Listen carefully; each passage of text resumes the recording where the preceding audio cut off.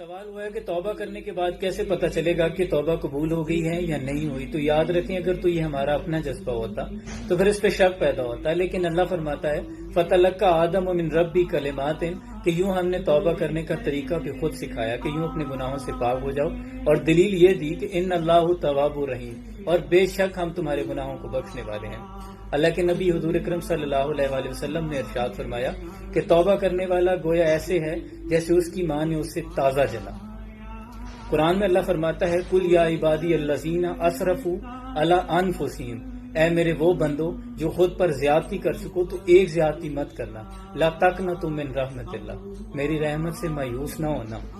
इन्नल्लाह, बेशक, यगफिरु ज़ुनूबन जमीआ, अल्लाह तुम्हारे सारे गुनाह माफ करने वाला है।